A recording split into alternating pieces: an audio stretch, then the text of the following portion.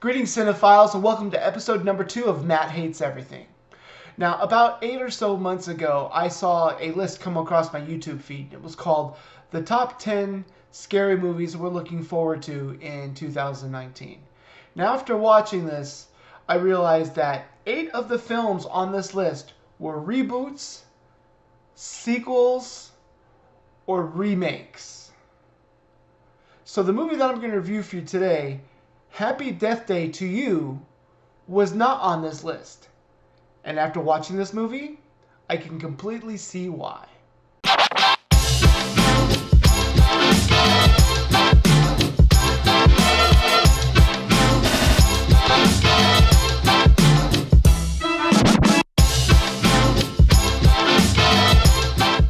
Alright, so now that we got the intro out of the way, let's get to the nuts and bolts. Let's talk about the story for this film here. Now, for those of you that haven't seen the first one, the plot of the first one is pretty simple. It's like Groundhog's Day, except done with a slasher movie with your classic mass killer. Simple and pretty straightforward.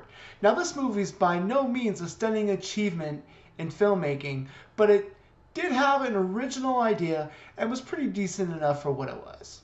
So there I am, sitting in the dark theater, ready to hate the ever-loving shit out of this movie. The trailer makes you think that it's basically the same movie as the first one, this time just with a different person who was in the first movie. Now, as I pointed out, this is everything that's wrong with Hollywood and the horror genre in general. They just keep making the same 5 movies over and over again. What we end up with here is something completely different. What we end up with here is what I like to call a very, very bad episode of a very, very good television show that was on in the 90s and the 2000s called Fringe. And now, as soon as I said the word Fringe, everybody in America just went, oh my God, he's right. So what we get is a pseudo-science fiction alternate reality dimension hopping mess of a Groundhog Day. And what we discovered is that the loop from the first movie was actually created by a bunch of students at the university that the girl is going to. So what we get in the sequel here, instead of her trying to solve her own murder to break free of this loop that she's stuck in again, we get a bunch of college students hypothesizing on quantum mechanics and trying to figure out how to break the loop. They realize that in order to break this loop, a calculation of quantum theory has to be solved. So their grand idea is they're going to try and solve this equation with A. If A doesn't work, they're going to try B. The problem is, if A doesn't work, she dies.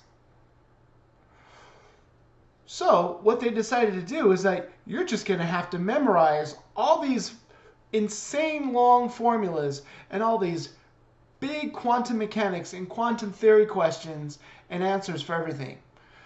She gets tired of dying. She gets tired of getting murdered. So she comes up with this grand idea that I'll just kill myself. I'll just kill myself over and over again. So we miss the fun of the classic walk of shame from the first movie. She does her walk of shame, tries something different, ends up getting murdered. In the sequel, basically what happens is, nope, that wasn't the answer to this question that we're trying to figure out, so go kill yourself. And then she goes and kills herself. Nope, that wasn't the answer either. And she kills herself. Suicide in this movie is used purely for comedy's sake. And it's fucking disgusting that they would do this. They make suicide look fun and campy and creative. Ooh, I'll take this toaster and throw it in the bathtub with me. And then when I come back, I'll have big giant Albert Einstein hair. This is fucking stupid. It's reprehensible almost. And I'm a guy that likes horror movies, and I'm here bitching about how bad suicide looks. Fuck. What the hell were they thinking? How is this a good idea? Ugh.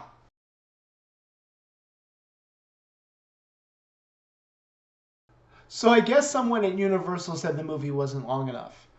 And after they get the problem solved, the big math problem that is the focus of this stupid fucking movie, it should be the end, right? Nope. We get another 20 or so minutes that tie up loose ends that really have no actual outcome on the story. I mean, it's basically she went, oh, okay, great. We now have the answer, so we can break the loop and solve the puzzle and win. Yay! But first, I want to go find the killer who's killing my best friend in this alternate dimension that's different from where I was, and everything is weird. And I want to tell the guy who I'm in love with in my dimension, who barely knows I exist in this dimension, how much I love him, and then I want to go feed my cat or whatever.